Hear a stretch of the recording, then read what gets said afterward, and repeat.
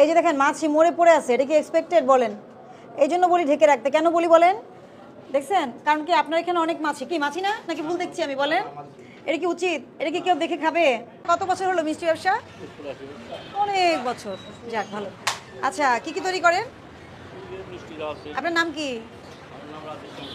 আপনি মালিক?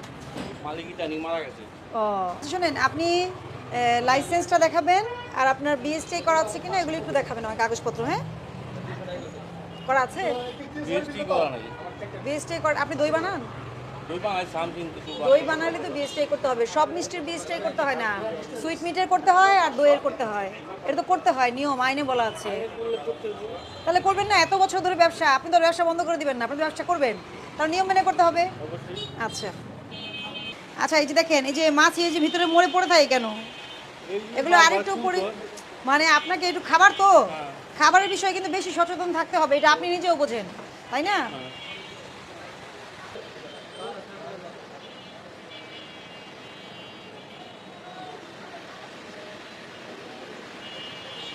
এগুলো তৈরি হয় কোথায়? কারখানা কোথায় আপনাদের? এখানে?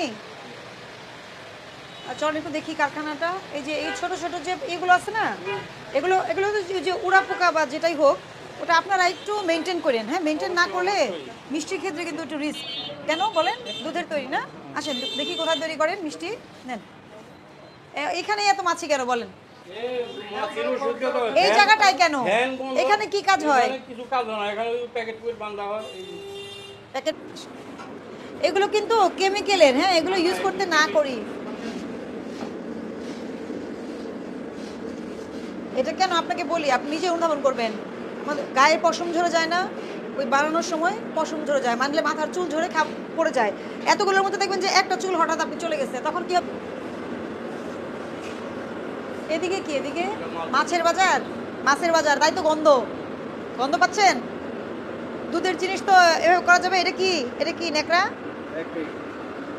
পরিষ্কার এটা? আপনার হাত মোছার? হ্যাঁ, পরিষ্কার না, এভাবে রাখা যাবে না। এটা কি বানাচ্ছেন? আর ওইটাতে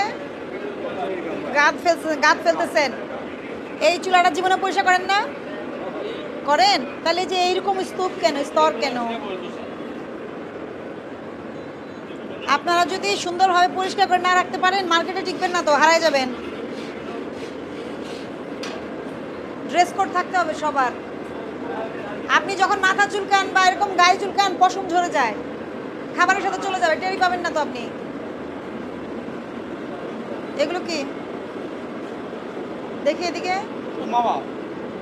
এটা মামা বানিয়েছেন? এই যে দেখেন মাছি মরে পড়ে আছে, এটা কি এক্সপেক্টেড বলেন? এই জন্য বলি ঢেকে রাখতে। কেন বলি বলেন? দেখছেন, কারণ কি আপনার এখানে অনেক মাছি। কি মাছি না নাকি ভুল দেখছি আমি? বলেন, এটা কি উচিত? এটা কি কেউ দেখে খাবে? আর আপনি এটা কবেকার? এই যে এই শিরাটা, এটা কালকের যদি হয়, এটা তো ঘোলা দেখা যাচ্ছে, এটা তো বোঝা যাচ্ছে না। হ্যাঁ, কিন্তু এটার মধ্যে তো মাছি থাকা যাবে না। মাছি থাকা যাবে? আপনি খাবেন মাছি থাকলে?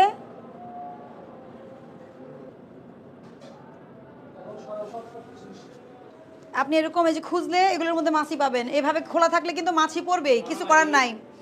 আপনি যদি খোলা রাখেন মাছি পড়বে, এগুলো খাওয়াতে দেওয়া যাবে না তো মানুষকে।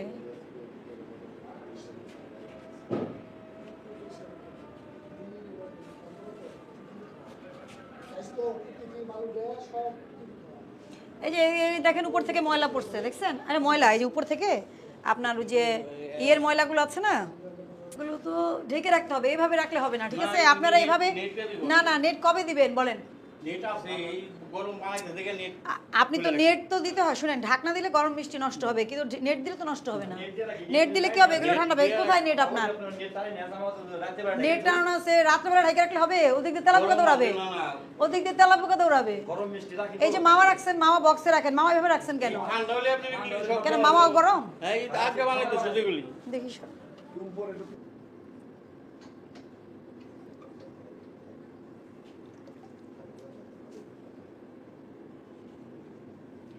এগুলি সমস্যা। এটা ফেলেন। হ্যাঁ, এটা ফেলেন।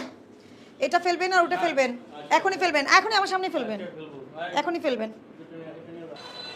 অবশ্যই আপনাকে পরিষ্কার পরিচ্ছন্নতা মেনটেন করে আপনাকে বিজনেস করতে হবে। মাছি মরে পড়ে থাকবে মিষ্টির মধ্যে, এটা কিন্তু এক্সপেক্টেড না। আপনাকে খাদ্যর ব্যবসা করতে হলে কি আইন জানতে হবে বলেন?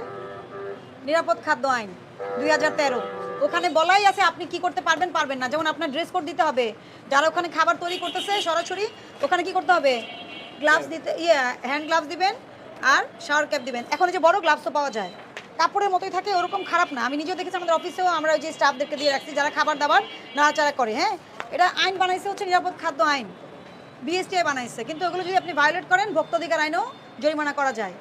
আমি বোঝাতে পারছি আপনাকে? তাহলে আপনি এগুলো কি সতর্ক হবেন? সতর্ক হবেন, লিখিত দেওয়া লাগবে কিন্তু, নাহলে কিন্তু আমি অনেক বড় জরিমানা করবো। আচ্ছা, তাহলে জানলেন কি করবেন? দই আর সুইট মিটের বিএসটিআই করবেন, আর বিস্কিট পাউরুটি এগুলো সব করতে হয়, এগুলি সব করতে হয়। আপনার তো এগুলি নাই, শুধু মিষ্টি। তাহলে কি দুইটা জিনিস মাত্র, ওরা 3 বছরের জন্য লাইসেন্স দিবে আপনাকে, কোনো সমস্যা তো নাই। আছে সমস্যা আছে? আপনি কি ভেজাল দেন? যে ভেজাল দিয়ে রং দিয়ে বিক্রি করবে তার সমস্যা, সে পাবে না লাইসেন্স। আপনি তো ভেজাল দেন। আচ্ছা, ভেজাল দেন না, এটা প্রমাণ হবে যখন আপনি বিএসটিআই লাইসেন্স দেখাতে পারবেন। ঠিক আছে? 43 ধারায় এমন কোনো প্রক্রিয়া, কোনো আপনি অস্বাস্থ্যকর প্রক্রিয়ায় যে মাছি মনে পড়ে আছে বা আপনার ড্রেস কোড মেনটেন করেন নাই, ময়লা অপরিষ্কার, শুধু এই ধারায় 1 লক্ষ টাকা জরিমানা করা যায়, 2 বছরের জেল দেওয়া যায়। বিএসটিআই কাগজ করে নাই এই জন্য 50,000 টাকা জরিমানা করা যায়, 1 বছরের জেল দেওয়া যায়। আইনে কি বলা আছে আমি সেটা পড়ে শোনাচ্ছি আপনাকে। ঠিক আছে? আমি কিন্তু আরোপ করছি না এখন এই শাস্তি, কিন্তু আপনি যদি এটা সচেতন না হন ভবিষ্যতে কিন্তু আমরা অনেক কড়াভাবে এটা অ্যাপ্লাই করবো। বুঝাতে পারছি আপনাকে? আজকে সতর্কতামূলক আপনাকে 20,000 টাকা জরিমানা আরোপ করা হলো, এটা আপনি পরিশোধ করবেন। আর আমি যেগুলো বলেছি মাছি মরে পড়ে আসছে, যেগুলো মিষ্টি, এগুলো ফেলে দিতে হবে। আর আপনি যদি বাসায় যে খেতে চান এটা আপনার বিষয়, মানুষকে তো ভালোটা খাওয়াতে হবে না।